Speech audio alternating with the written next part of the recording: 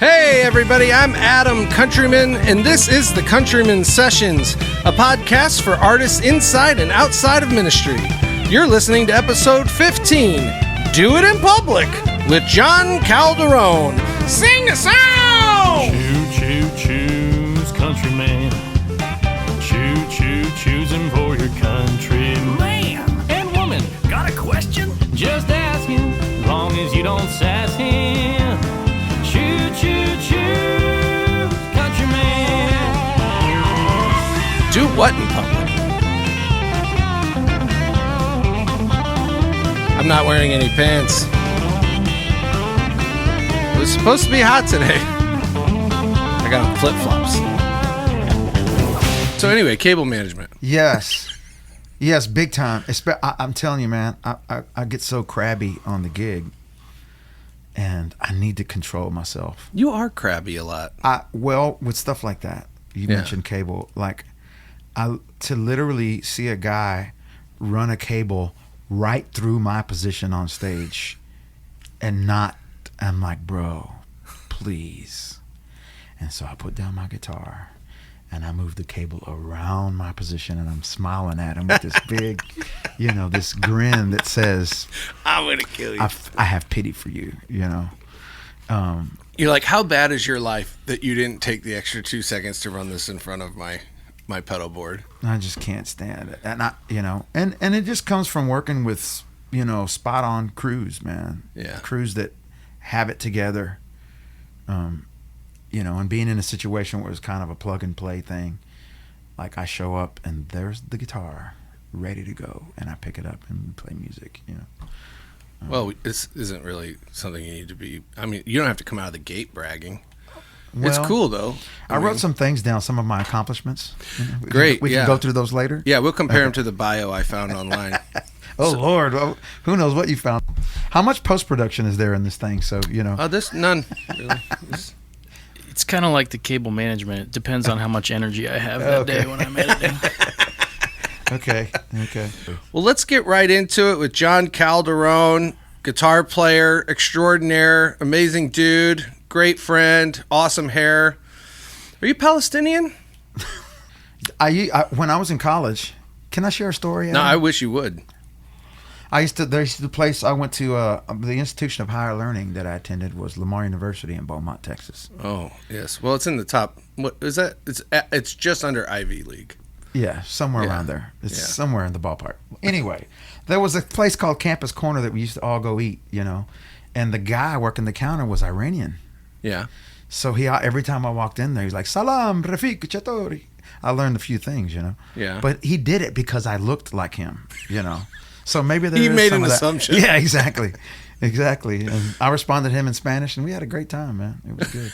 And neither of us understood anything. Exactly. It was wonderful. Exactly. So that's awesome. To your question, yeah, I don't know. I always just took you for a white guy who went to the beach a lot. White guys don't have this hair. That's true. But I don't have any hair, so my judge of it, case in point, is pretty terrible. Oh. That's because I lived really hard, I feel. Like the 4 lives I lived before this one. I did a little research. Oh, yeah? Yeah. And I said, well, let me go check out Adam's podcast, see what's going on here. And so I listened to the first thing that's up. Is kind of like a little short thing, like a little, you were crying about something. I'm sorry, ranting. Yeah. And stay tuned because John's gonna rant later. Yeah. So anyway, it was cool. But then I saw what caught my eye was Popovitz was on here as well, and so I kind of listened through that podcast and you were talking about your former life in New York and ending up somewhere and then finding your way back home. So anyway, that's interesting to me. Yeah. Well, when you have plenty of time to talk about it, lots of things come out. Some you to your point earlier about how much is this edited? Obviously not very much. It's very incriminating. But I'm an open book. So for those of you who are tuning in today, John is dressed like a total rock star. He's got his boots on and stuff, and I decided to show up with no pants and a hat. So we're really, I'm not living to impress anyone anymore. Apparently, That's good. That's good. It's sad, but I'm in this like post-Easter funk. Okay. Right. So we're going to talk about all your guitar playing and your career stuff, but currently you're also the worship director for Bridge. Yeah, I'm the musical director. Musical director. That's what they say. So we're recording this the week after Easter. Right. It'll air in a couple weeks, but this is we're in the thing. So do you, as the music director for a large church now, like do you kind of feel the slump after Easter, or is it more like I got to just go and get back on to the next thing and cruise? I think about that every year, Christmas and Easter, and to myself personally, I just say to myself personally, dude, every day is Easter, man. Yeah. Like, I personally don't want to make, that sounds horrible. Every day is Easter, man. Why that one day, and kind of the thing of like, everybody's got to be sad on Good Friday. And then let's be happy on Easter Sunday. Like, I guess that's helpful for us in some sort of way, but to remind us some kind of way. But I don't know if I'm down, but I will happily participate in a Good Friday thing. I mean, I went to church, I was off, and I didn't have a particular service that I was responsible for or anything. So I went to church, man. I mean, I love it. I want to be there. Yeah. And it's great to be there. There's this thing, Adam, it's hard to turn off when you walk into a church or any gig or anything that's related to what you kind of do. Yeah. It's hard to kind of just enjoy. That's why when you're going on a date or, you're taking your significant other out, if you find out there's live music, you're like, let's leave early. Yeah. We'll go somewhere else. Or let's sit way back in the corner over here. Right. And then you look in the station. Yeah, I know those guys. Yeah. I don't want to. We're getting dessert somewhere else. Exactly. We're not staying here. Come on, man. I don't, so it's kind of hard to turn that up, but I like to just go over and enjoy a service, Yeah.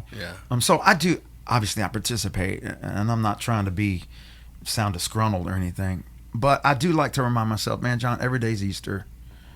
Every day is Easter, and every single day you can live in that joy. Yeah. You know what I mean?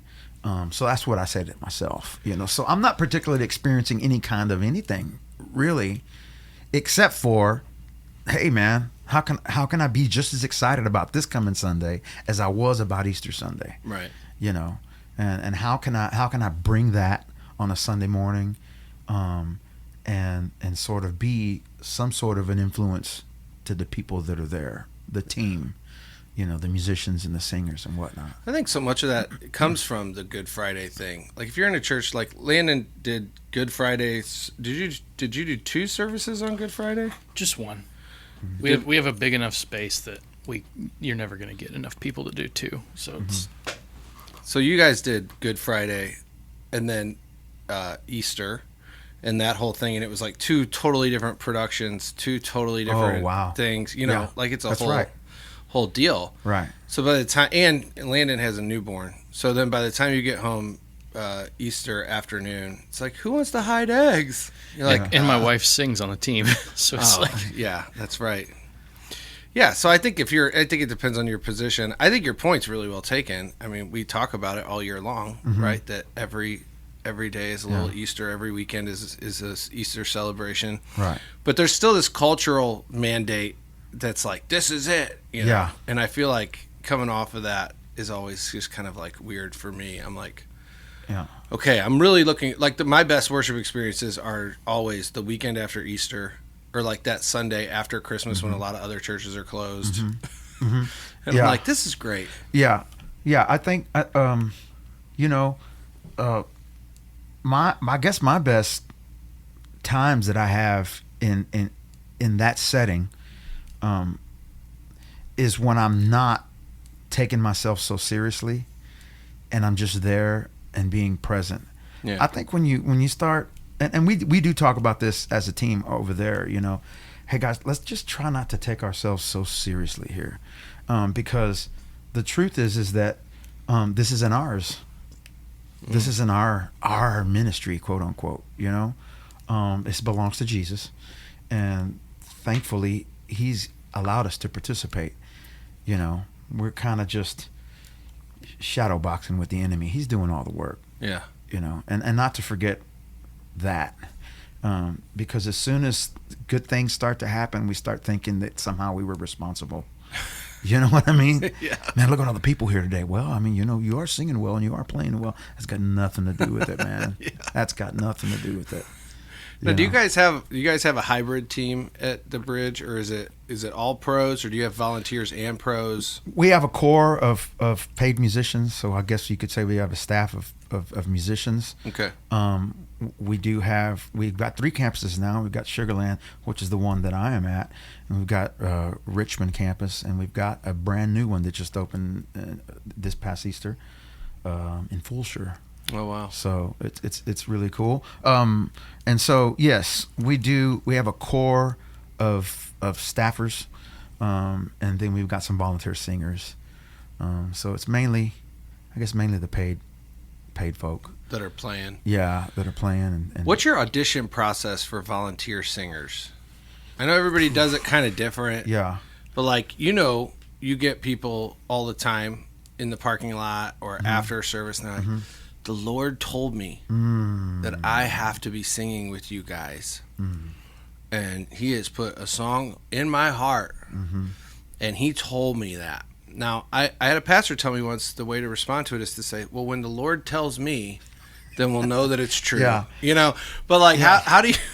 Yeah. What's the process of that you guys do? If they have an interest, you know, there's a little quick questionnaire. We want to know a little bit something about them that they fill out. Does it say, has someone told you have a great voice other than the person you're sleeping with?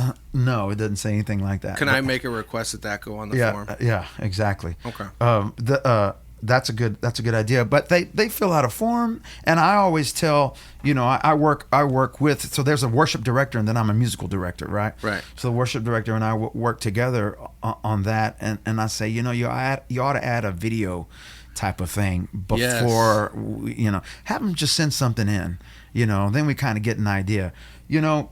It always leads itself to sometimes to having a hard conversation, you know. Right. But if you don't have that hard conversation, you could be keeping them from some other environment where they'd be really, really, really useful and helpful. You know what I mean?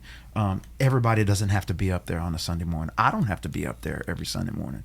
I find times where I'm not up there on a Sunday morning, and I can evaluate from some other place or oversee from some other place, you know? Yeah. So, but sometimes you have to have that hard conversation.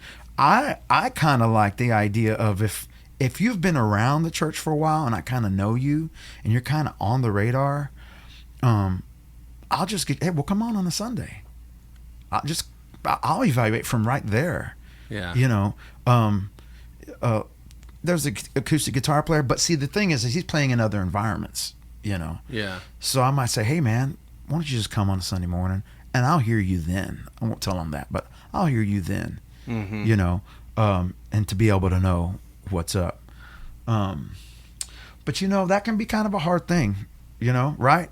Yeah. I mean, I always think, I think crazy things when someone says, God told me. I'm like, nah, God's done talking. It's all in the Bible. Everything we need to know. He's done talking, bro.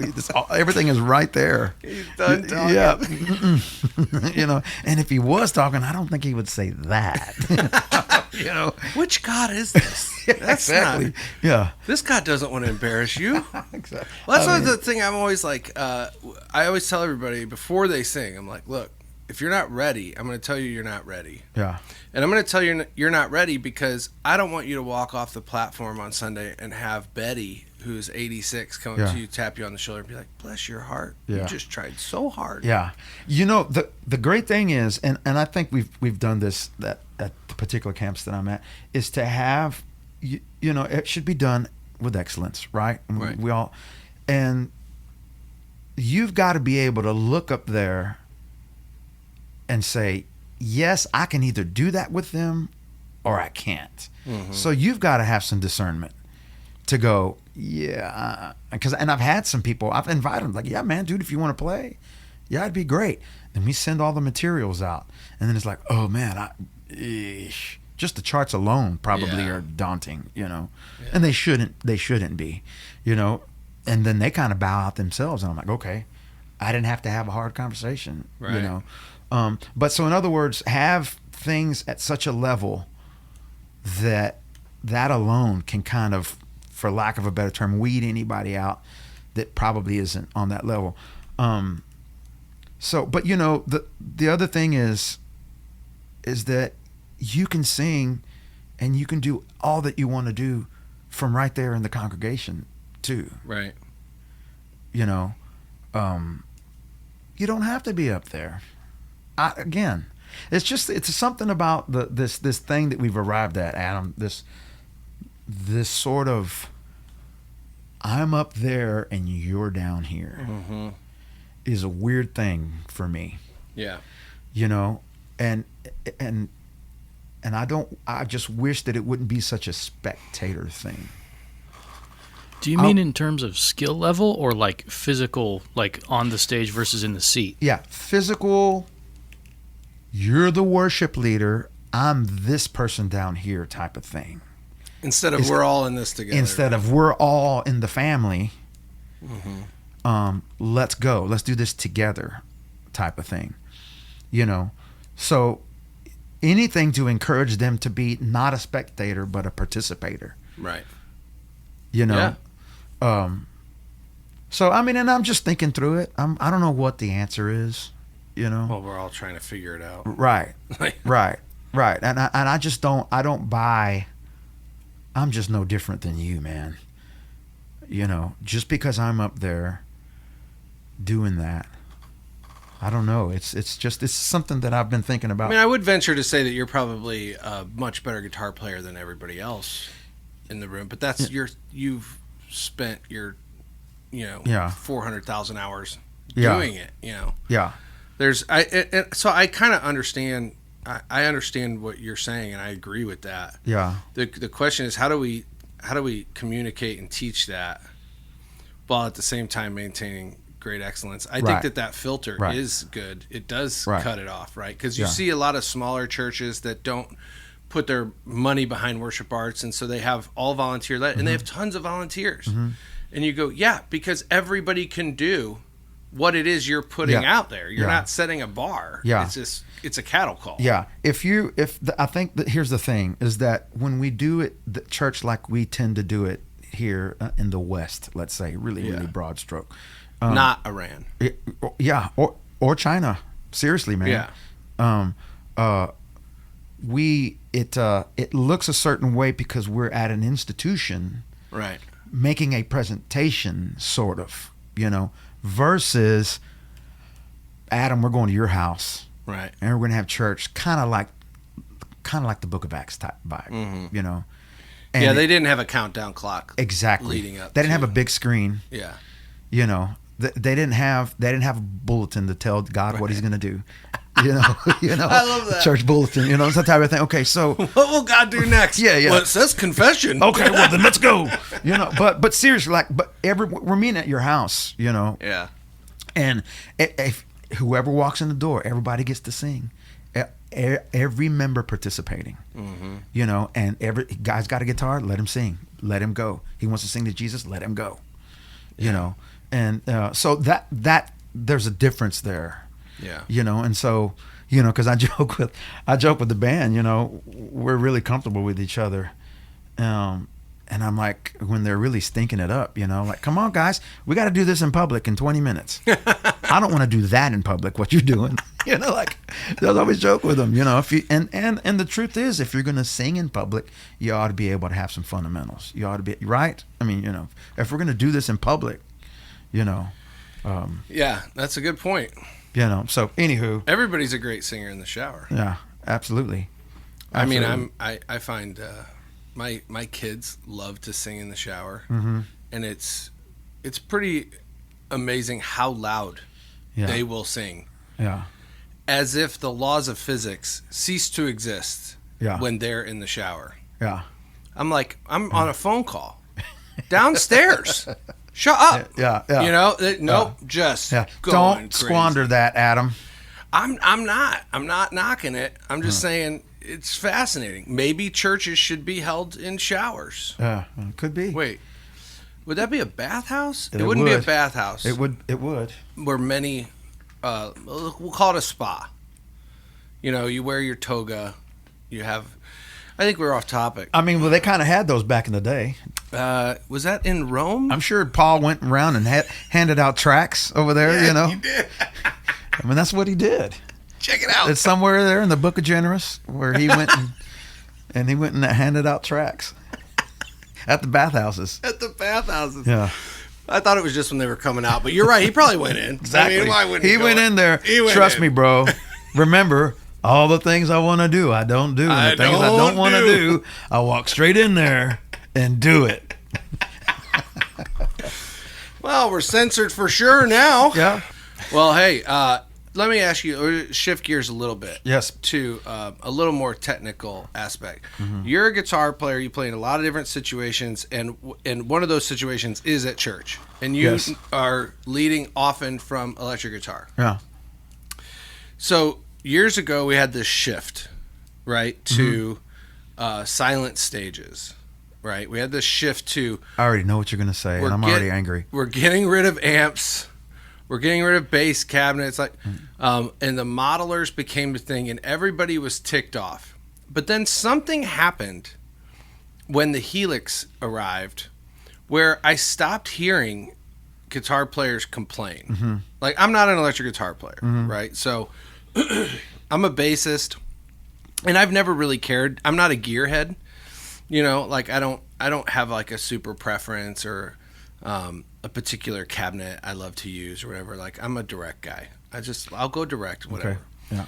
So this has never been a fight that I have fought diligently, but I understand it.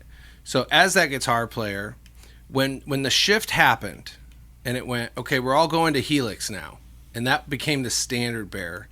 Like, as a guitarist, what sense of loss or gain was there in that environment where you were like, oh, no, this is so much better, or oh, we've lost the fight and now tone is dead? Yeah, actually, it becomes much more of a practical issue because, as you get older, I really don't want to lug stuff to the gig, quote unquote. Yeah. This is anything, So it's nice to kind of have that that situation. I mean, I guess the sound is consistent, although I like the mystery that you get from a real amp, that you don't know what mood it's going to be in sometimes, and you're wrestling it, the whole night.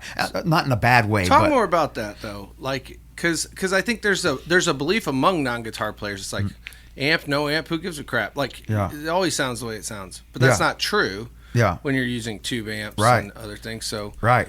I've seen you play with both. Mm-hmm. I think you sound great in both. Mm-hmm. But what's the benefit that we've lost by going full digital?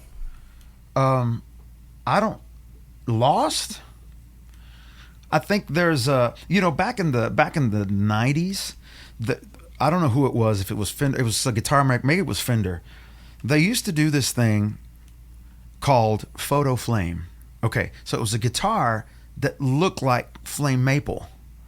Okay. But what it was a photo of flame maple that they would a veneer that they would put on top of the guitar. Oh, weird. So that when you go up to a guitar that's flame maple, it's kind of iridescent. You should be able to move it, and it's like a hologram. That's what flame maple does. They call it flame maple. You move it. Well, the Photo Flame did not do that. So it was like, so for me, amp modeler is almost like Photo Flame. Okay. It sounds like a guitar, but you're still not getting some of the juicy harmonic surprises that you get from a real guitar amp. You're just not. It's very convincing, and lighter. Yeah, for sure, lighter. But so you're losing some fidelity for sure. For sure. Now, can people hear that? Probably not. Maybe Eric Johnson. I don't know. Yeah.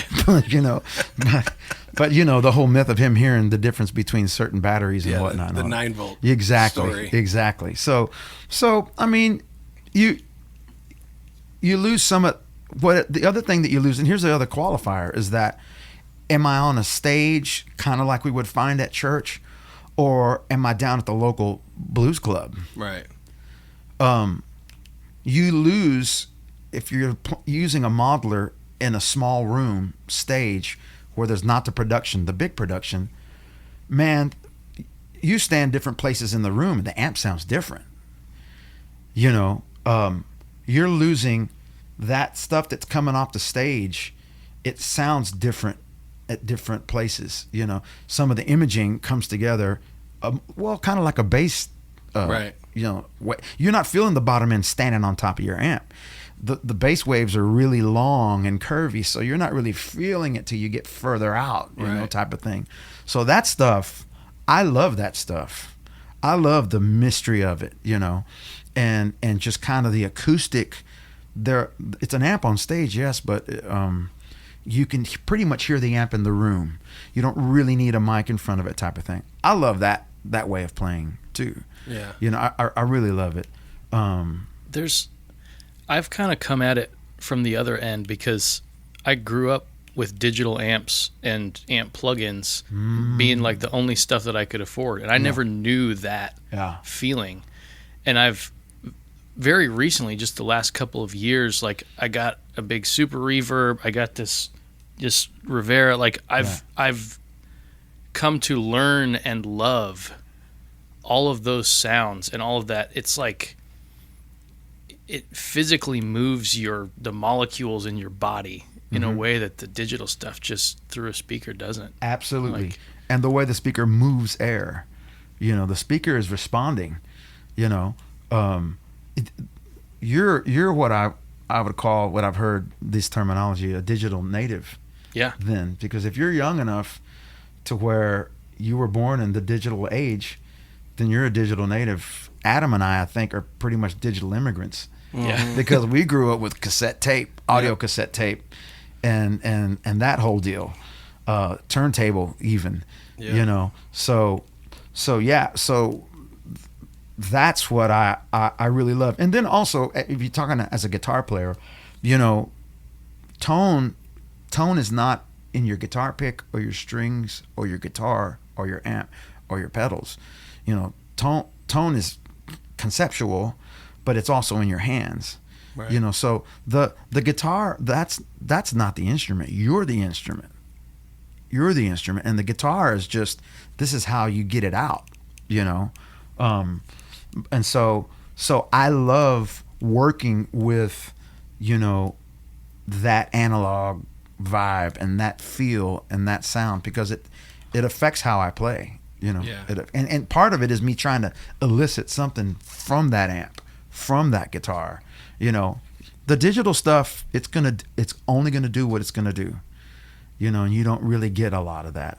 So to answer your question, that's what you lose, a little of that nuance and subtlety that you get from real gear. Yeah. You know, I guess for like, it makes so much sense that if it's a everybody's wired in, it's all in ears, it's all this, you've got 30 minutes to sound check, and then you do this gig. Like, it makes sense, right? 'Cause yeah. the common day walker civilian right isn't really going to know. Right. And it saves you 20 minutes on the out, and you don't have to unload your car when you get home. Yeah. Right? It's yeah. like, okay. If I'm in an orchestra pit and I've got headphones on, Yeah. and I'm not standing in front of people, and I need a lot of sounds, and I got my acoustic, it's perfect for that. Yeah. It's because it's all right there. Or even some sessions, I still like to use a real amp on sessions, you know. But even on some sessions, if it's a demo session, man, I'll use the Helix. Yeah. You know, because I can get a lot of different things really fast, as opposed to, you know, those stories that you hear of Dan Huff back in the 80s and 90s rolling up with almost a semi, and sitting in there for the session. Okay, what are we doing today? Okay, really? Okay, so then he tells his tech, okay, go get amp number 3, get guitar number 4 and 5, and amp head number 6, and he comes in there and sets all that stuff up. Yeah. You know, you don't have to necessarily do that these days, you know. Thank goodness. Yeah. But some of that stuff was, I mean, the end result was impeccable. Right. Right. Right. There's records that I've done with on the Helix, and there's records that I've done going right into my Apollo, UA Apollo, direct, out of my pedal board, and I was just using a preamp on my pedal board. And that's about all I was using. Maybe a little bit of delay that I printed. And it sounds good when I hear the finished mixed product. Well, I think that goes to your point too about the tone comes from your fingers. You could copy and paste every plugin and every pedal setting and every Helix patch, give them to somebody else. They could play the same part. It's not going to sound like you. Exactly. Exactly. I remember when John Mayer's Continuum record came out and somebody released the settings for the particular amp he used on those sessions. Yeah. And said, for song 1, it's set like this. Yeah. And you'd go and you'd set it and you'd play the part and you'd be like, it doesn't sound the same at all. It's liars, and it's well, you're not John Mayer. Right. Like you're Jackwagon Jim. You also probably don't have a Dumble. Yeah. So yeah. Well, wait, what's a Dumble? Right. You seriously don't know what a Dumble is? No. What's a Dumble? It's the amps me that now, he isn't uses. Oh, that's an amp. It's Okay. the amps he uses. Yeah.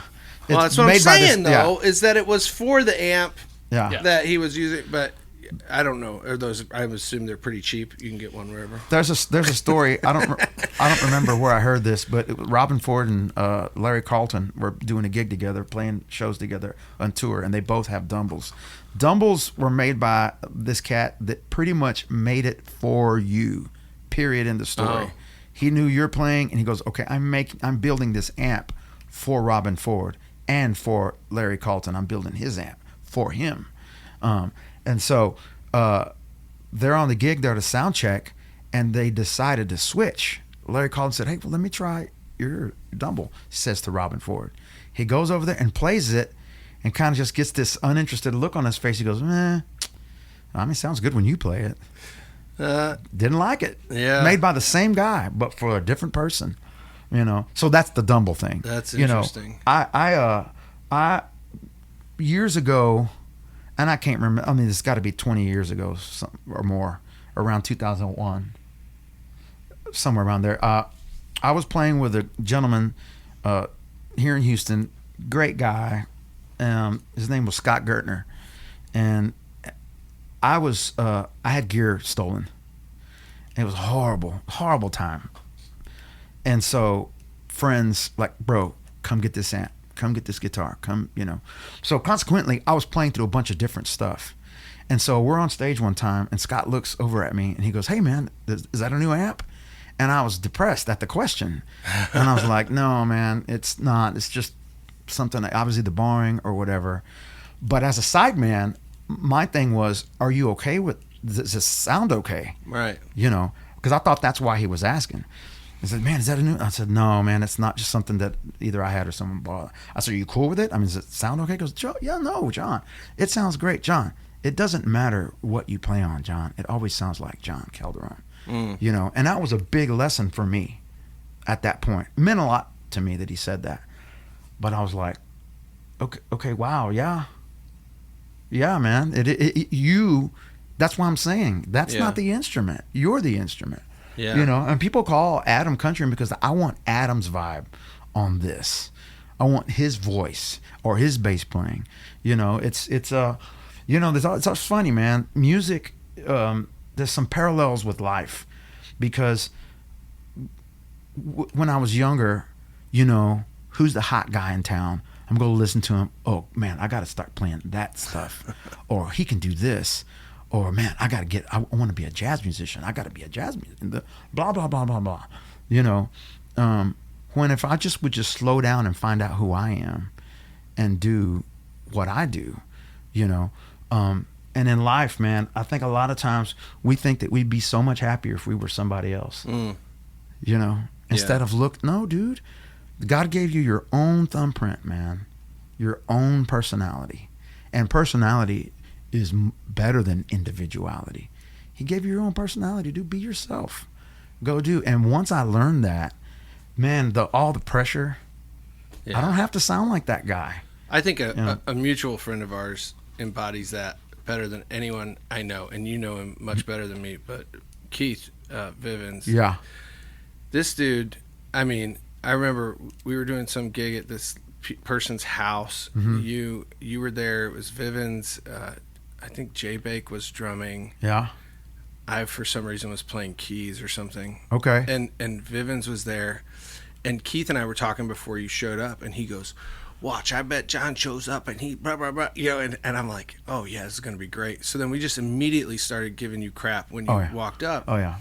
And Keith, his laugh was so infectious. Yeah. Like, I didn't once think about the gear he was playing or where it came from or why he had that pedal board with the little multi-channel mixer on. Like, I didn't think about any of it. I was just like, this dude, he plays like he is. Yeah. Like, he plays so, it's so fun. And he's so fun to be around. So he plays like his personality. In other Yeah, words. he plays like his personality. And you Yeah. want that. Yeah. Like, it is so great. Yeah.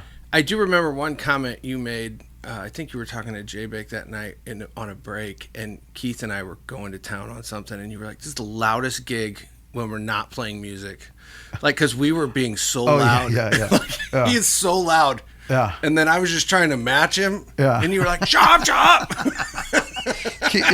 Keith and I go way back, man. I mean, he was one of the first cats that got me out of the country to play a gig. You know, I love him to death. And so, but we cannot help it. Is that the second we see each other, we start smack talking each other. We just can't help it, man. I love that. So, but yeah, he's great. If you can make Keith laugh, if he will literally start running laps. If you can make him laugh, he'll look at you and his shoulders will go higher and he starts running like a kid in circles, laughing, you know. And then he comes back, you know, gasping for air. Yeah, Keith's great. I just remember being like, "Did you get the song list?" He's like, "No." And I go, "Okay, cool. Well, I guess we'll just," and he's like, "Yeah, nah. It'd be fine." Yeah. I'm like, "Okay, cool." And he's like, "Yeah, just unplug that talkback mic. We don't do that." Dude. I remember one night you mentioned Scott Gertner's, and the first encounter I had with Scott Gertner's with his club that used to, the one that was behind the House of Blues. Okay. Back in the day. Right. Yeah. You were part of that story. Okay. And I had talked to you and you said, "Oh, we're playing there that night or something." And I came down there, and I don't remember if Alyssa was with me or if I was by myself, but I came in and I was going up to pay whatever the door was. And the guy goes, "Oh, you're not welcome here." Now at the time, right, like I didn't get it, you know, and I look around and like I'm the only white guy that you can see. No one said that to you, really? I swear. But wait, just hang on a second. Sorry. Don't get ahead of me. Wait a minute. Are you serious? I'm going to call him right now. Goodness. So I'm like, "Well, I'm here to see John." And he goes, "I don't care." And I'm like, dang, is this because I'm white and I'm not allowed in? John didn't tell me it was that kind of club. Wow. I'm like, John's not black. They let him in. Well, I'm just a shade away, so. And I was like, "I don't understand." I think I literally said to the guy, like, "I don't understand." And he goes, "You can't wear tennis shoes in here." And I was like, "Oh, damn."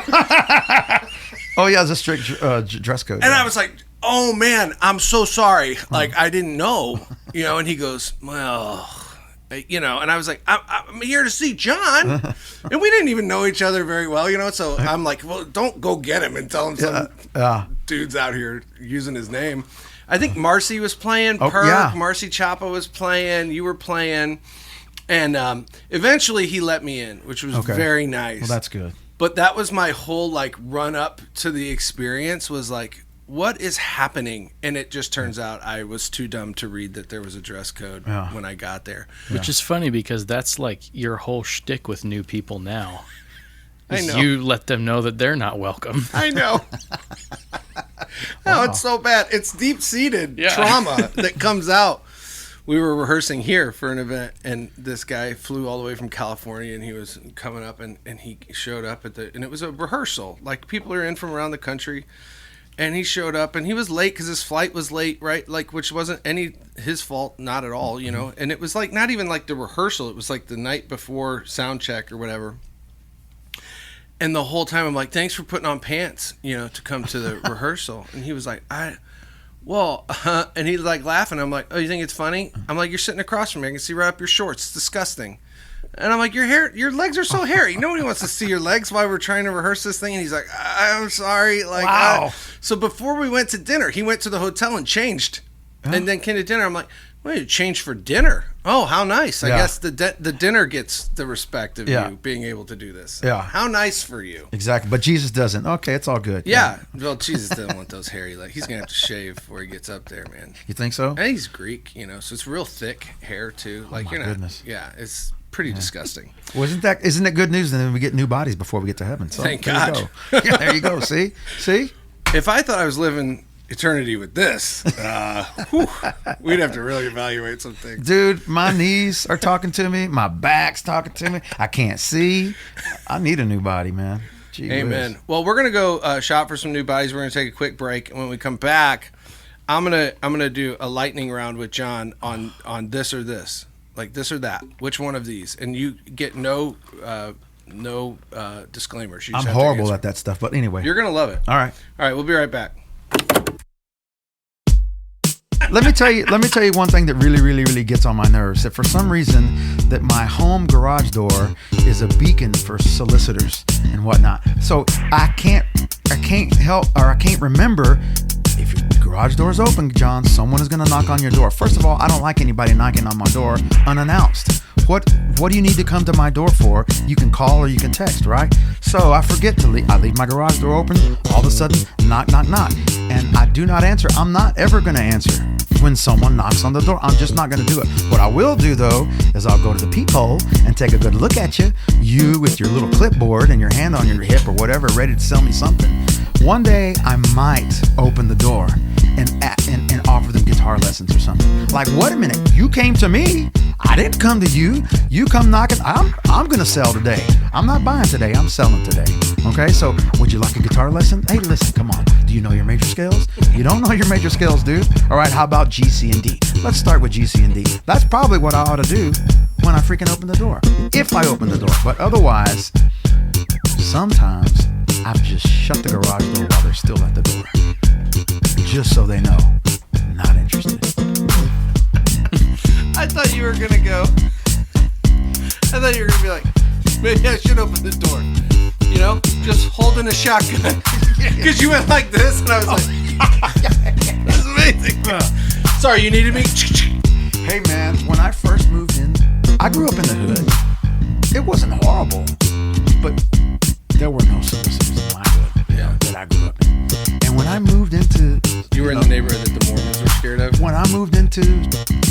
Yeah, maybe so. But now the JWs did come in our neighborhood, They're not scared. The Latino ones, yeah, because they felt at home. But anyway, but man, when I first moved in, you know the neighborhood, Glenshire, right there, south of where you used to live. And so it was a nice little suburban neighborhood. The first time someone knocked on my door, my hood senses came, and I was like angry. And I'm like, who the hell's knocking on my door? And I opened the door like quickly and just mean mugged him. And this little girl's like, I lost my dog. It was something similar. All right, I'm going to throw these at you. And here's how this is going to work. And I don't know if we're going to have any theme music with it. So you got to go quick. Okay? Oh. So I'm going to go pressure, man. This or that. And you're going to pick which one is better. And no disclaimers. You just right off the dome. You just got to say this. You're going to say 2 words. I'm going to say 2 things. And you have to pick one. Okay. One over the other. Before we do, I'm going to open my Diet Coke. Hang on. Oh, that was a good one. That was a great one. Yeah, but you were talking during the... Come on, guys. Such a freaking music Good director. night. Always has to be in charge. And that's it. You got to hear this. You got to hear the fizzle. You want to go on a gig with Calderon, call a song that he doesn't want you to call, and watch his face. Are you serious, dude? It's great. He's like, oh. What's an example of before we start, what's an example of a song that you would not want called? Chicken fried all day long. That intro is so jacked up. I imagine those guys being in the studio and him playing and the producer going, wait, okay, can we do it again? Where's one? Where's one? He's like, that's the secret. And you know, it's like, no, I can only play it like this. That's the way I've been playing it. That's the way my daddy taught it to me, or whatever. And the producer's just going, you know what, bro? It's okay, man. I like that we both made him sound like this. Exactly. Doesn't sound anything like him, but that's how it sounds in our mind. I know. Y'all know that song, Take It Back. Dude, and I'll tell you what, I have PTSD from that song too, because truth be told, I would always mess it up when I had to play it. Mm-hmm. You know, I would always mess it up when I had to play it. And then I was in a band that, you know, that was big on playing things like the record, which I also despise. It depends. If it's the solo to Hotel California, you better play that solo. I get it. I get it. But I mean, and I would play it with my fingers on an electric guitar, which is dumb, you know, because, you know, it's on a nylon string guitar. And so I'd play it with my fingers the way it's played, until one day I was on that same gig with another guitar player.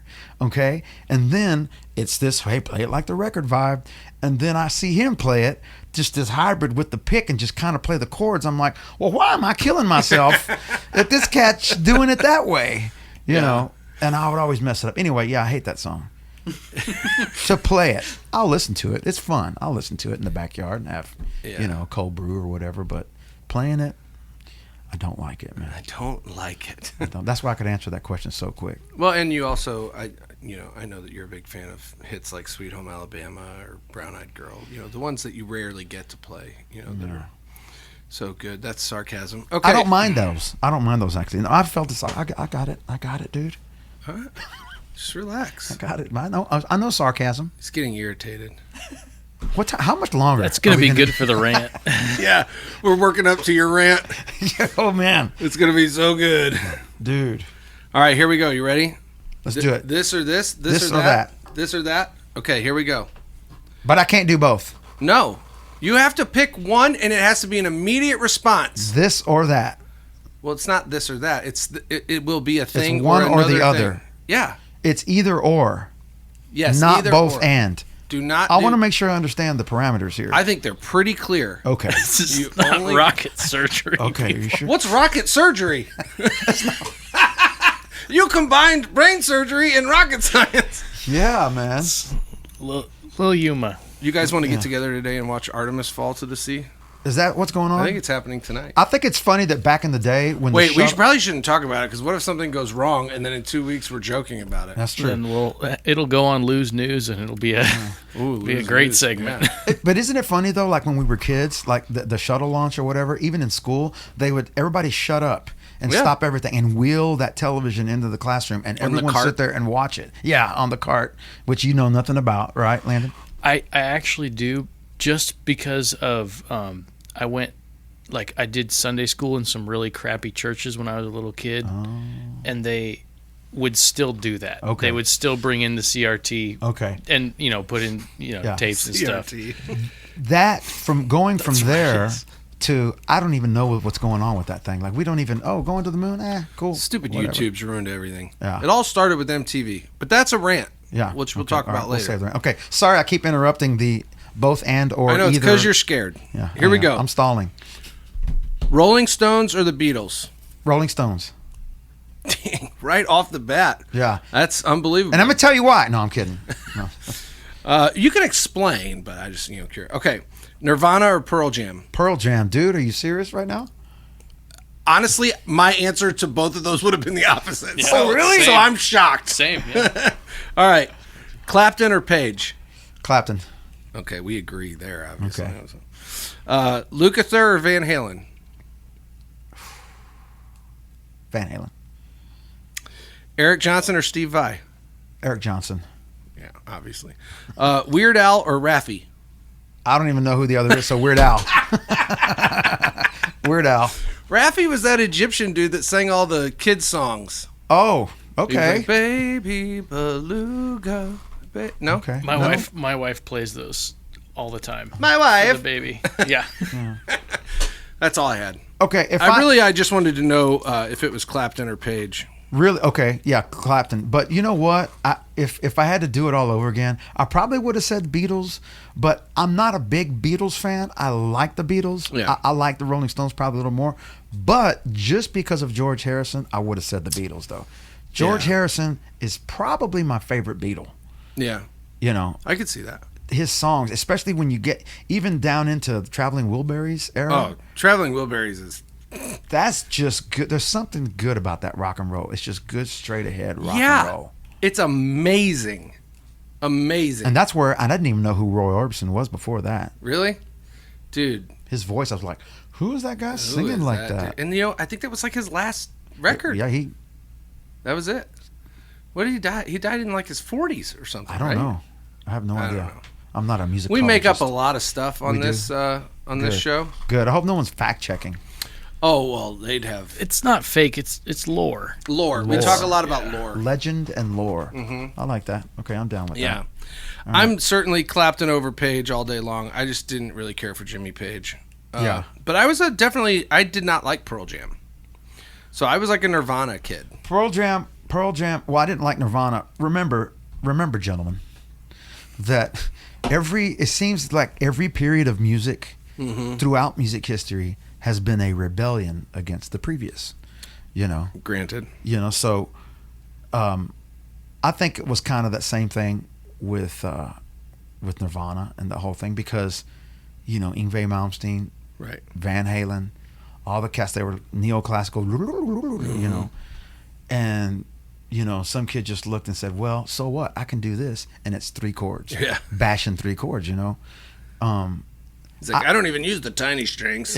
Yeah, exactly. So Those hurt my fingers. I remember living through that pain, you know, of Yeah. like, what are those guys doing?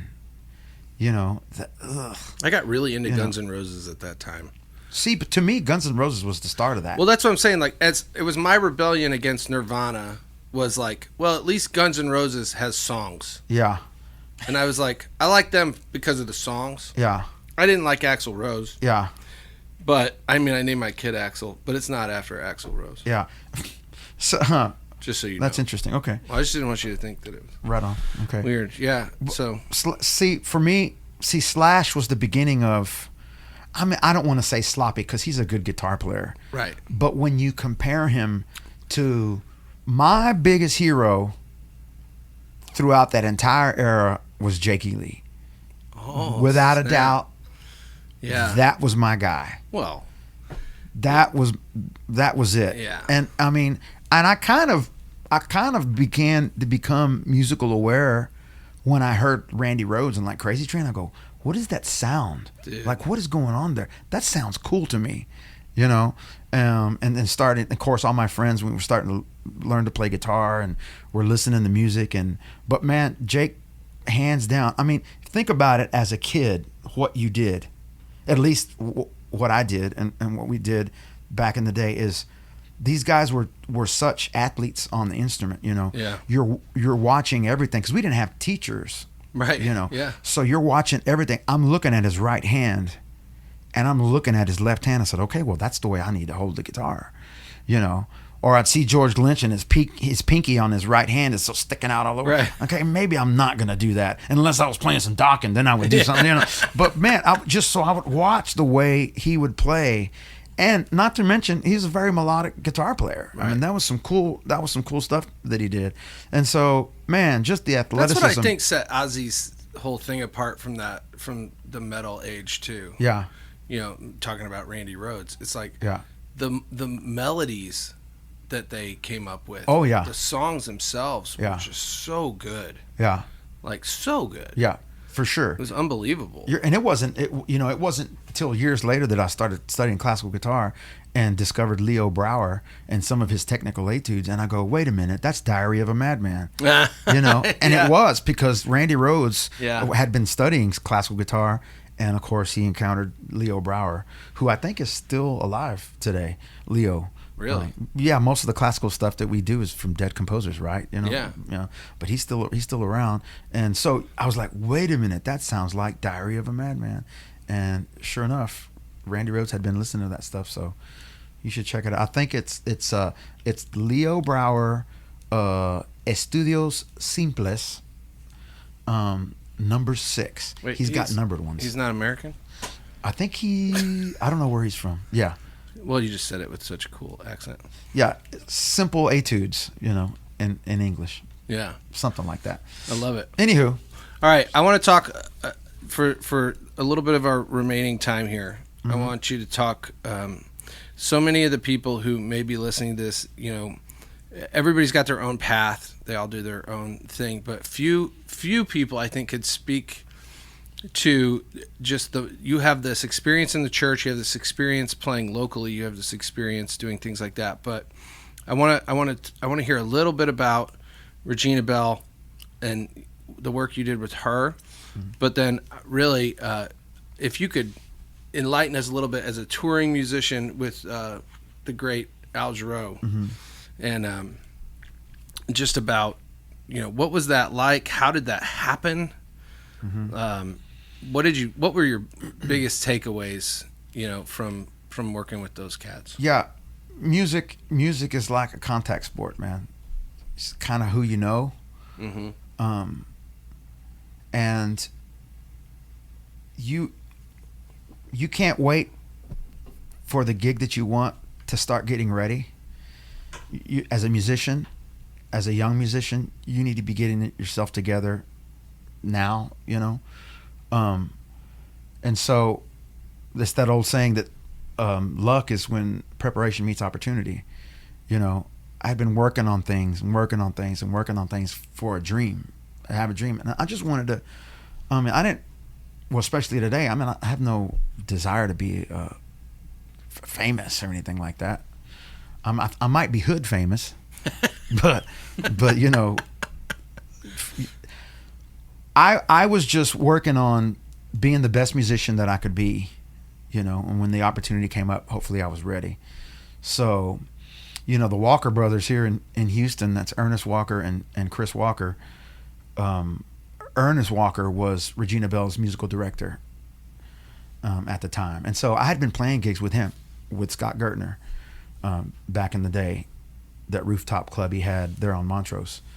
So we had been working together for a while, playing, made sure that when I showed up to the gig, I was prepared, did the best I could to mesh musically with the guys. So when the opportunity came up with Regina, he called me and we went out and we did some really, really great things. Regina's great. She's sweet, and she was always sweet to me. So did that for a while. And then, of course, Ernest Walker's brother, Chris Walker, who was also with Regina for some time, was Al's musical director.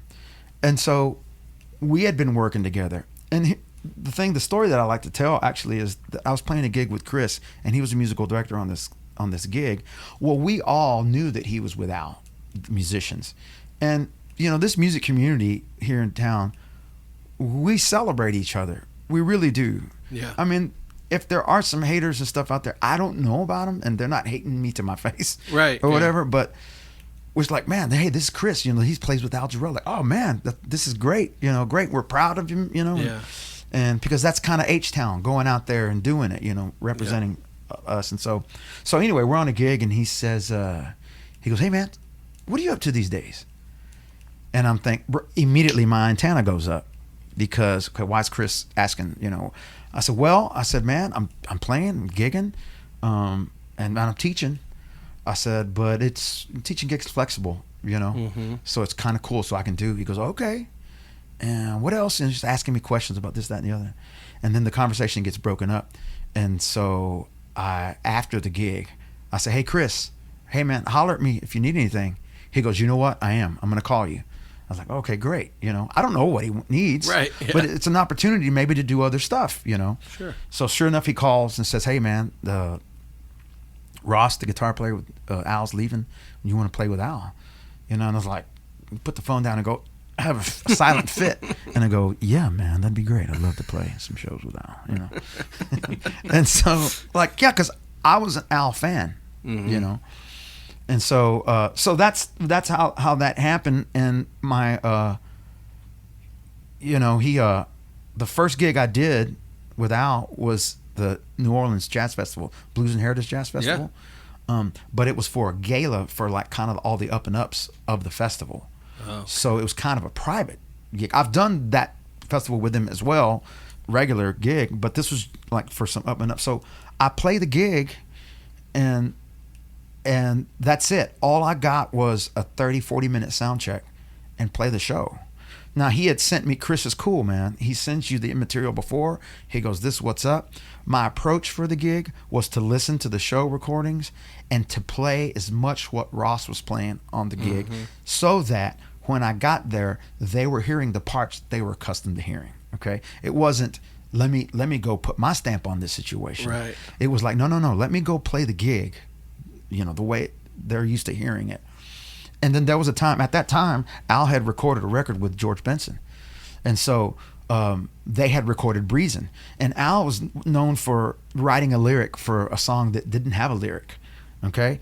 So he did that for Breezin', And so I knew the song, but I didn't know the arrangement. Okay? So we're there at soundcheck. This is typical Al. We're there at soundcheck. And I'm set up, if you can visualize the stage, I'm upstage. There's a riser center upstage. I'm to stage right, bass player stage left, 2 keyboard players down, downstage, and Al's downstage center, right? And he goes in his inimitable way, well, we better do Breezin', and it's not on the set list, and I'm not ready to do it.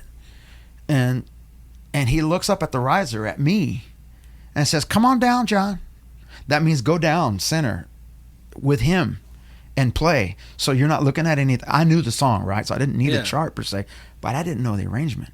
And it looks like, that's what's going to go. And Chris just looks at me and gives me this look like, and he points at his ear. He goes, just open your ears, turn your ears on. I said, okay. And I went down, and I was using a direct on the gig, that particular gig.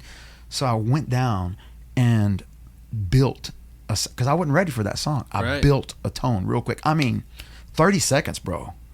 Boom, boom, boom, boom, boom. Get all the top end out. Put some mid in there. Boom, boom. Sound like George Benson? Yeah, okay, good. Walk down there, and here we go. Well, I was playing the melody with him, and I didn't realize it was a call and response thing. That I can't remember now if I played first or he played first. But I don't know how I got that from Chris's look, because I'm looking at Chris, and he just, with his eyes, told me, no, bro, you play after he sings a lyric and then you play. So I did it, and man, I went for it. That's the thing. I just went for it. There's no time to be nervous. Yeah. There's no time to say, excuse me, I wasn't prepared for that. And I don't know why I put extra Caucasian on that. Sorry, I know, Adam. I'm sorry. Really made it extra white. Sorry, buddy, but I wasn't exactly prepared, man. None of that. This was not in my email. Exactly. And so, but I just went downstage, man, and I just went for it. And I did everything because it was, you got to step up to the plate. Yeah. And so after we did it, after the song, I remember Al going, oh, man, he's ready. And I was like, thank you. And so it was before the show. Al is kind of in the wings on the corner, kind of getting ready to go out on stage. I didn't know this, and I'm kind of that, the crossover back behind stage, upstage, the crossover.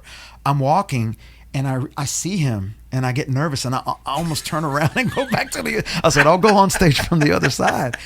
And he sees me, so I can't turn around. Right. And so I walk up. I've got no relationship with him. I like that you're the guy on the gig, though. You're going to go stand next to him and play this duet, and you're still like, oh, no. Yeah, bro.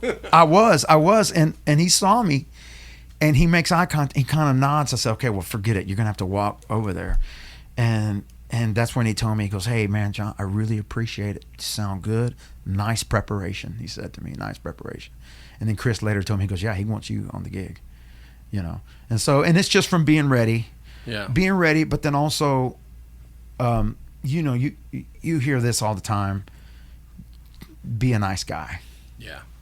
Because, I know some great players with difficult personalities that don't work as much as they could be.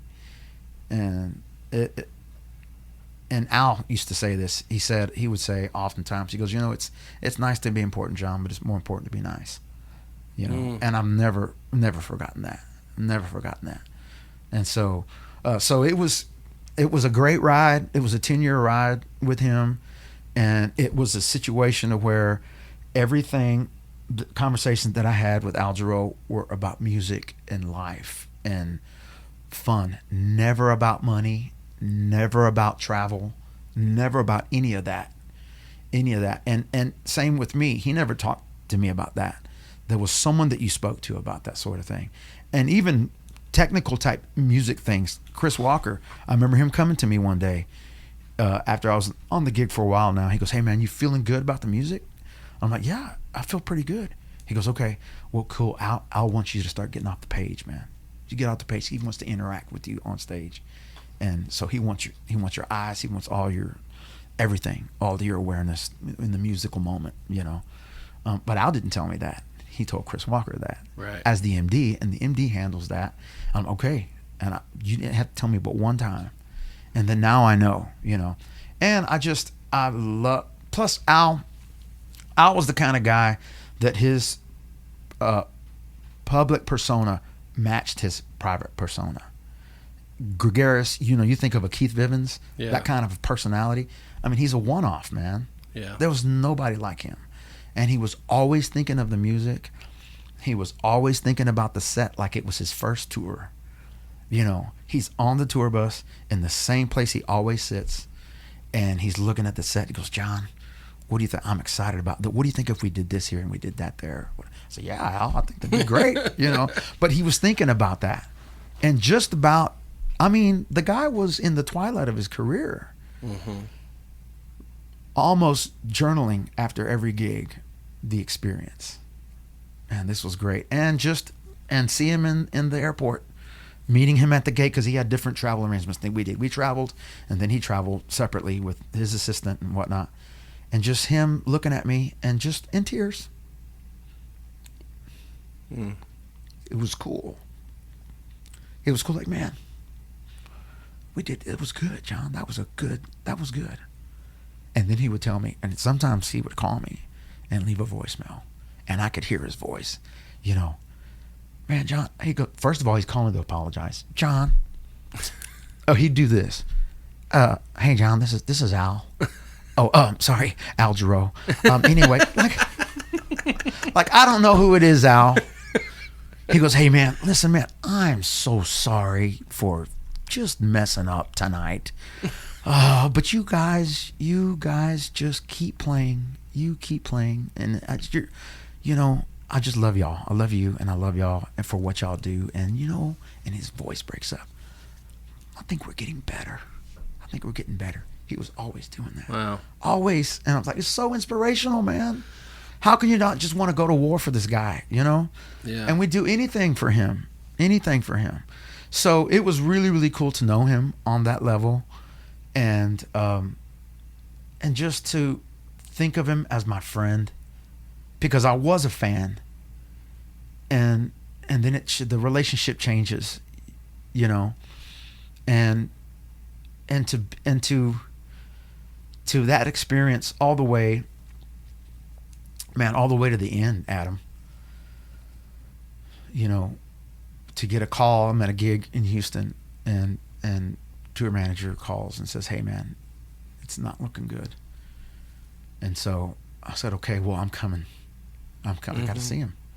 And so I get a flight immediately, and I fly to LA, and that, you know, you start hearing the things that you've grown up hearing, those when people pass of a celebrity status. So I'm driving to Cedar Sinai, you know, where everybody goes sometimes. It's over, you know. And I go there, and I walk in the room to see him, and he starts singing to me, man. "Oh, John, whatever he's doing, you know." And I'm like, "Man, Al," you know. And it's one of those times. I didn't mean to take it there, but it's just one of those times where I got a chance to tell him everything I wanted to tell him. Mm-hmm. Every single thing I wanted to tell him. Al, I appreciate it, man. I'm a country kid from Angleton, Texas.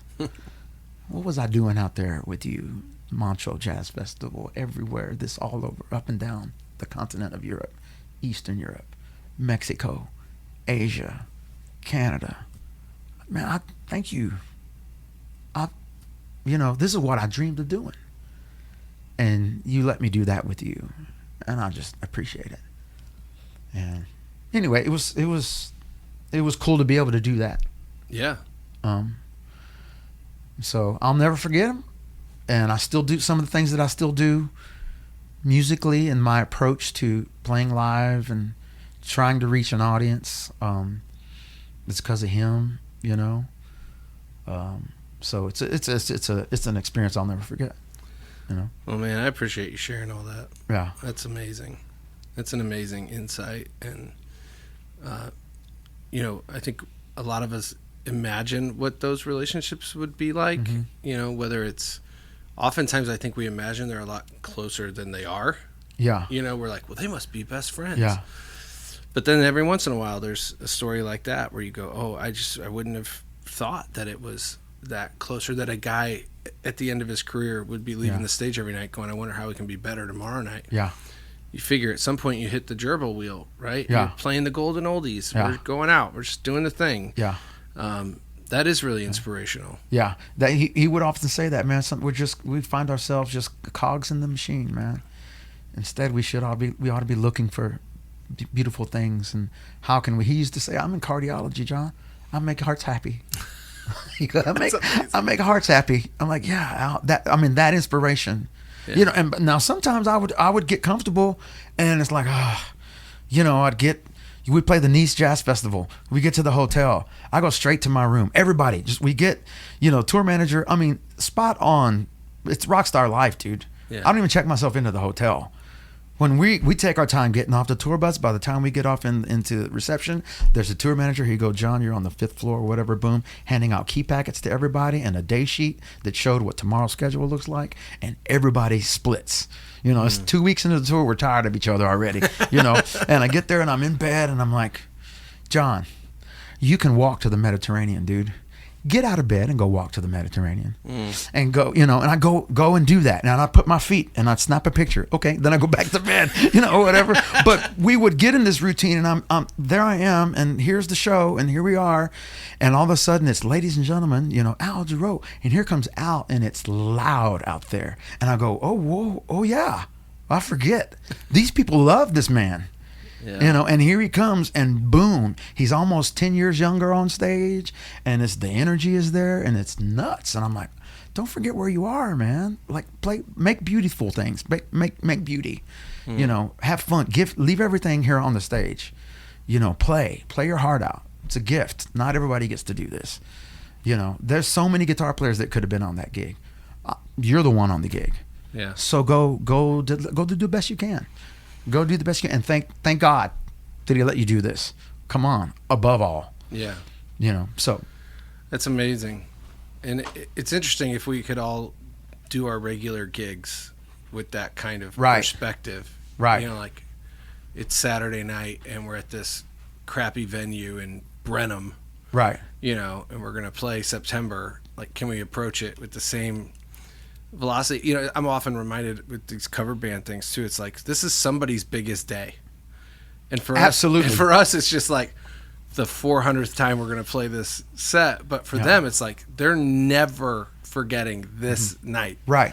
And I think the same way about church. It's like, we've played Battle Belongs 490 times, but somebody's hearing it for the first time today, and this might be their first encounter that they've ever had with this whole thing. Yeah, so it's crazy. I just looked at the order for just a couple of, because I forget sometimes. I look and there's Firm Foundation again. Yeah, and I literally had that. But I catch myself. I'm like, bro, it's the same thing. You're right. If whether or not we're playing, this is only the most important night in this bride's life. Right. How about you show up and bring your heart along? Yeah. And play for these people, and same thing in church, in that sort of thing, to where you are taking part something where God is going to change people, not only for a time, for a week or for a month or a year, but for an eternity. Right. Get on board, man. Yeah. Get on board and sing that like it's the first time you're singing it. And most importantly, sing it to him. Yeah, and learn the words. Yeah, amen. Hallelujah. Hallelujah. Now I have to confess. Hear my confession first. Yes, my son. My eyes are on that back screen more than they need to be. Well, for all of us. You know? Yeah, but we're also playing. And I'm also so good at you not knowing that my eyes are on that screen. See, I've developed a skill, you know? Yeah. You know, so I'm looking straight. I'm looking, but it's like I'm looking to the heavens. Right, dog. but until you're as good as I am at faking it, Exactly. you should memorize. Yeah, and I'm really good at seeing that whole line and memorizing it and purposefully turning my eyes over here to the right-hand side. Yeah. See, you think I got this memorized. Exactly. Yeah, man, I got to fix that. Because I do feel a little conviction. I've got a really good cheat code for that whole process. I'm blind as a bat. That's true. So even with my glasses on, Witness. I can't see the confidence monitor. Okay. So I have to memorize everything Yeah. because we have to have the clean stage. I can't have words in front of me or anything. And Yeah. it's just like, everyone's like, I've been told before, man, you're really good at not looking like you're looking at the confidence monitor. I'm like, yep, Yeah. sure am. Yeah. That's what- Hey, man, on a realistic note, you know, because we work with musicians, you know, throughout the week and Sundays or whatever. But you know, it really is better if you know the music and kind of internalize it, because then you can be present in the moment. Right. You know, and also know the story of what it is that you're singing. You know, and because that helps you deliver it. Yeah. And also, if we're talking about a church setting, and I'm actually singing it from the heart, I mean, and really worshiping. I don't know who said this. Someone smarter than me. The greatest evangel we can give is God inhabiting the praises of his people. Mm-hmm. So if you're truly doing that, he's in the room, man. Right. And he's working amongst the praises of his people. You know, for that cat that comes into church that doesn't know him. Yeah. You know, but that's important. So, man, it is important to be able to know that. And I need to be, and by the way, I need to be the leader on that. I need to model that. I need to demonstrate that. And not just as a positional leader, hey, I need you to learn that. Could you learn that, please, and pointing the finger? No, it's, hey, man, we need to get better at this. I'm going to lead the charge. But that's what's expected of us, and that's what we need. That's what we need to do. You know. And so, and also, talk about rants. As long as there's not chirping every 4 bars in that talk back, bro, I don't know how we got here. I have, well, I'm no comment. There are talkback etiquettes that I feel are ignored. No, I think I feel violated sometimes, you know, and it's helped me as an MD who is often on talkback go, I'm glad I'm not doing that, and it reminds me not to be that. Mm-hmm. Okay, listen. Here's the deal. So frustrating. For the people out there, talk about some of those etiquettes that are being ignored. Well, like, stop changing the chords just to change the chords. Oh, that sort of thing. Like, well, not just that sort of thing, but it's like, don't shout numbers into my ear just because we're bored or something. Like, I'm trying to sing the melody, or I'm trying to listen to my harmony part, or we have volunteers on stage that are trying to do the thing, and you're yelling things to the band or to the drummer that have no sense. Right. And like, I get that, like, I'm the first one to joke around on a talk back. Oh yeah, me too. Right, but like, there's times when I'm like, okay, well, that's enough. Yeah. You know, like, whoa, easy. Yeah, we have a bad habit. See, first of all, I'm standing in front of the band, so I cannot be on the talk back. Right, okay? you can't. So I do have, the drummer does have a talk back. It just depends. I'll tell you how we do it. But there is a talk back over by piano, so if I need to, I can kind of walk over there. Right. And the bad thing is we tell dad jokes right before, during the countdown, we're telling dad jokes. Okay, that's cool. But when the music starts, I don't want to hear anything. And singers, and I don't care if you're a volunteer or not. I hold them all to the same standard, and they rise to that standard. You ultimately make them better, right? That you make them better. So we're gonna keep this standard, and why don't you come along rather than my best players living down to expectations? Okay, so Amen. so So we're not in the talk back all the time, and I'm not going to spoon feed you verse, chorus, bridge, verse, chorus. No. Guess what comes after the verse? Exactly. The chorus. Every song is the same, by the way. Come on, guys. Let's go. The same 4 chords. Yeah, exactly. Stop changing the damn chords. Exactly. So, and I didn't know the bridge was coming. Really? You didn't? You never saw it coming? Yeah. Came out of nowhere. You should have known the bridge was coming on Monday when I sent the order out. Yeah. You didn't count me in. Oh, you can't count to 4? Yeah, exactly. Oh. And as far as the on-spot reharmonizations of the song, guess what? You don't have. Let's give the power to the bass player. Okay. Yes. You don't have to call him. If the bass player feels like he wants to play a C over a C major triad or an A over a C major triad and make it, it's up to him, and let's just go. Yeah. Let's just go. Worst case scenario, you get a second of smash, and then you're back off, and nobody out there is going to be like, well, now I'm just not going to go to my lunch reservation because you ruined my favorite song, you sons of, nobody's doing that. Yeah. Yeah, I think that there's sometimes the way we do it is that. How you made my voice get so high? I don't know. Good night. Jeez. Anyway, you got auto-tune in post. You can fix it in post, right? The way we do it is that for those of you out there listening that are in the church band, if there's some stuff that we late in the rehearsal that we need to change because the pastor's like, hey, listen, I'm going to need a little bit more time.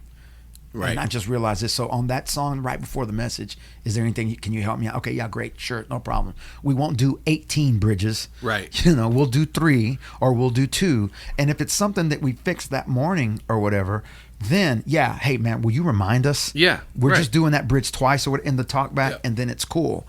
That's where it's cool. I don't mind it. I don't mind. It's just that when it's to me, or even like Here Come the Hits. Yeah. Okay, great. Right. Reminds me that this verse has something different on it. Right. But I don't need to know when the verse is coming. I don't need to know when the chorus is coming. Well, you know what happened? We started listening to that damn robot lady on tracks and all these things, and she cues everything. And so now we feel like in absence of the robot lady, somebody's got to say it. It's like we've created too much of a safety net. Yeah. I got a shout out to Gilbert Maldonado, who's a drummer at the Bridge.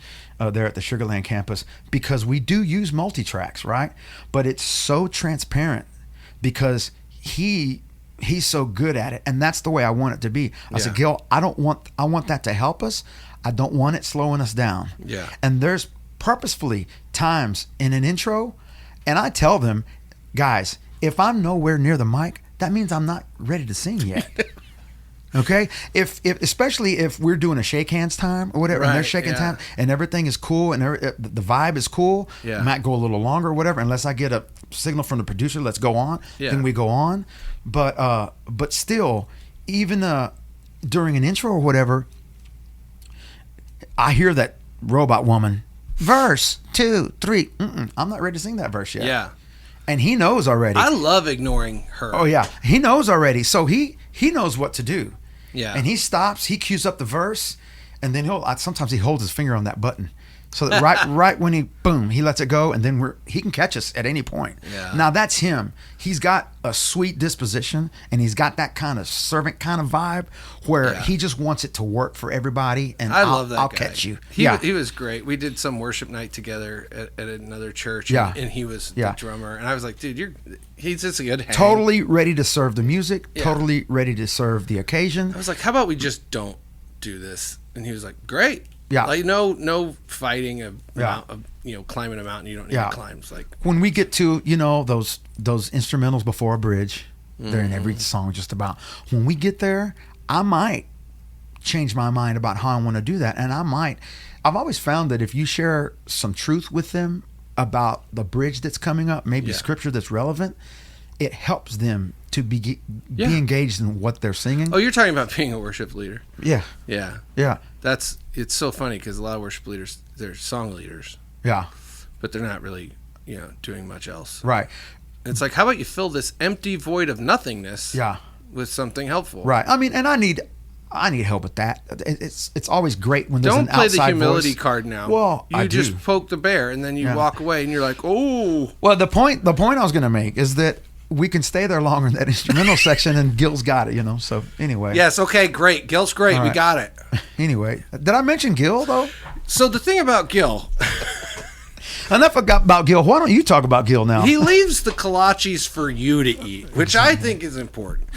Hey, I really appreciate you coming out here, doing this appreciate deal, Time flies. being on. Time flies When you're having fun. and I'm just so grateful to you. If you're listening to this, check out John on social media to find out where he's playing in town or out of town. If it's a day that ends with the word day, he's probably playing somewhere. So Yeah, I'm playing tonight, but actually, if I may. no, please just remember this isn't airing today. Okay, So, no, that's fine. Oh, this well isn't then- radio. Oh. Well, that ruins everything. We're gonna have to redo this. No, well, when you hear this, when this finally does air, so to speak. Yeah. I in a project that I'm very proud of with a gentleman by the name of Jose Miguel Yamal. Yeah. Fabulous pianist. In this group is Jose Miguel, David Caceres, Anthony McKinney, and Mark Simmons, and we have recorded a record. Okay, it's only on Bandcamp right now because we want to sell. Okay. Yeah, before you give it away. Yes. So the name of the group is La Mecha, and it's a Latin jazz project. I'm playing guitar and I'm singing a couple of things. Caceres is singing a couple of things. We're proud of it, and we're trying to put our best foot forward with this thing. We played a show to a Packed House album release not long ago. We're planning on doing more. So if you're so interested, you can look up La Mecha on bandcamp.com. Definitely check it out. Every one of those guys that you named is incredible. And they're incredible people, but they're incredible musicians. It is amazing. Well, thank you for that. I appreciate that. And it was a pleasure hanging with you guys, man. No, thank you. Thank you for being here. Check us out on social media, The Countryman Sessions. Visit us on patreon.com/The Countryman Sessions. And we will see you all next week. Hasta luego. Oh, yeah. Wait, we need you to rant. And then you can go. Oh, rant. Choo, choo, choose, countryman. Choo, choo, choosing for